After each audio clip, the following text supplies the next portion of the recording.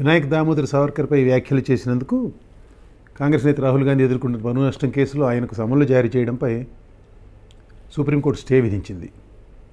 Stay ఉత్తర్వు ఇస్తూనే ఆ దిశభ్య ధర్మాసనంలోని justice Dipankar Datta Rahul గాంధీని మందలించారు.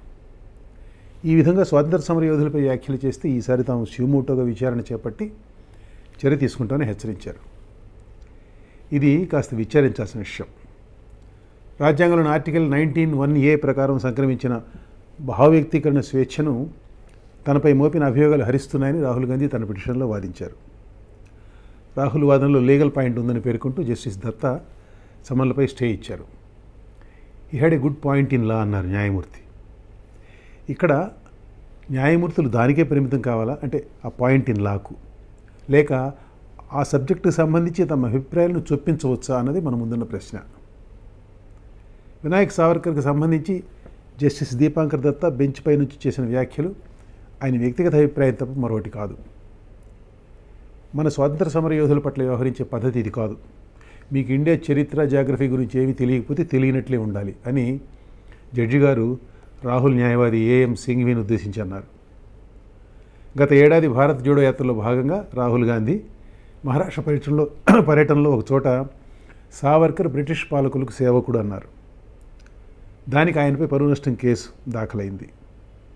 బ్రిటిష్ అధికారులకు రాసిన ఒక లేఖలో సావర్కర్ మోస్ట్ ఒబీడియంట్ సర్వెంట్ అంటూ సంతకం పెట్టారన్న రాహుల్ వ్యాఖ్యను ప్రస్తావిస్తూ జస్టిస్ దత్తా గాంధీజీ కూడా వైస్రాయ్కి రాసిన లేఖల్లో యువర్ ఫెయిత్ఫుల్ సర్వెంట్ అని కింద సంతకం పెట్టేవారని మీ క్లయింట్కి తెలుసా అని ప్రశ్నించారు లాయర్ని, సింఘ్వీని. ఇక్కడ కొంచెం వివరణ అవసరం. రాహుల్ గాంధీ సావర్కర్పై చేసిన వ్యాఖ్యలకు ఒక నేపథ్యం ఉంది. సావర్కర్ స్వాతంత్ర్యం కోసం పోరాడిన విషయంలో రెండో అభిప్రాయం లేదు. ఆయన అహింసా మార్గాన్ని కాకుండా సాయుధ పోరాట మార్గాన్ని ఎంచుకున్నారు. ఒక బ్రిటిష్ అధికారి హత్యకు తోడ్పడ్డాడన్న అభియోగంపై సావర్కర్పై కేసు పెట్టిన బ్రిటిష్ ప్రభుత్వం 50 ఏళ్ల జైలు శిక్ష వేయించి 1911లో అండమాన్లోని సెల్యులార్ జైలుకు పంపింది సావర్కర్ను. సెల్యులార్ జైలుకు వెళ్ళగానే అక్కడ పరిస్థితులు కాబోలు మరి సావర్కర్ జావు కారిపోయారు. వెళ్ళగానే క్షమాభిక్ష పిటిషన్ పెట్టుకున్నారు. మొత్తం 3 క్షమాభిక్ష పిటిషన్లు పెట్టుకున్నారు. ఒక దాంట్లో క్షమాభిక్ష ప్రసాదించి తిరిగి భారత్ పంపితే శేష జీవితాన్ని బ్రిటిష్ ప్రభువులకు విశ్వాసపాత్రంగా గడుపుతారని హామీ ఇచ్చారు. తన అనుచరులు బోల్డ్ మంది ఉన్నారని దేశంలో, వారందరూ కూడా తనను చూసి అదే దారిని నడుస్తారని కూడా ఆయన ఆ పిటిషన్లో రాశారు. చివరికి 1921 మే నెలలో సావర్కర్ను అండమాన్ నుంచి మహారాష్ట్రలోని రత్నగిరి జైలుకు పంపారు. 1924 జనవరిలో జైలు నుంచి విడుదల చేసి రత్నగిరి జిల్లా వదిలి వెళ్లరాదని ఆంక్ష విధించారు. ఆయన ఉండటానికి ఒక గవర్నమెంట్ బంగ్లా కేటాయించారు. నెలకు 60 రూపాయల పెన్షన్ కూడా ఇచ్చారు. 1937లో ఈ రత్నగిరికి పరిమితం చేసే ఆంక్షల్ని పూర్తిగా ఎత్తివేశారు. ఆ తర్వాత కానీ దానికి ముందు కానీ సావర్కర్ తాను ఇచ్చిన మాటకు పూర్తిగా కట్టుబడ్డారు. బ్రిటిష్ పాలకులను పల్లెత్తి మాట అనలేదు. 1942లో గాంధీజీ పిలిపించిన క్విట్ ఇండియా పోరాటాన్ని కూడా ఆయన వ్యతిరేకించారు. రత్నగిరి వెళ్ళిన దగ్గర నుంచి తనకు ప్రియమైన హిందుత్వ సిద్ధాంతం వ్యాప్తిలో మునిగిపోయారు. సావర్కర్ మోస్ట్ ఒబీడియంట్ సర్వెంట్ అని సంతకం పెట్టేవారన్న రాహుల్ వ్యాఖ్యకు ఉన్న నేపథ్యం ఇది. వైస్రాయ్ గాంధీజీ లెటర్ రాస్తే యువర్ ఫెయిత్ఫుల్ సర్వెంట్ అని సంతకం చేసి ఉండొచ్చు. ఆయన ఆ మాటను తన నిగర్వానికి సూచనగా out of his own humility ఆ మాట వాడారు.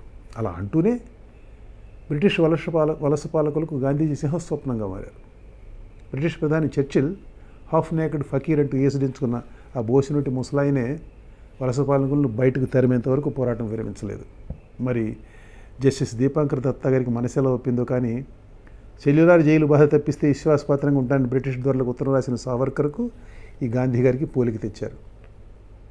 పైగా ఆ మహాత్ముడి హత్య కేసులో నిందితుడిగా విచారణ ఎదుర్కొన్న వ్యక్తి ఈ సావర్కర్. సాక్ష్యం లేదన్న కారణంగా సావర్కర్ను కోర్టు విడిచిపెట్టింది. గాంధీజీ హత్యకు ముందు నాథురామ్ గాడ్సే, నారాయణ ఆప్టే, దిగంబర్ బాడ్గే సావర్కర్ను కలిశారు. బాడ్గే బయట నుంచుండగా మిగతా 2 లోపలికి వెళ్ళి సావర్కర్ను కలిశారు.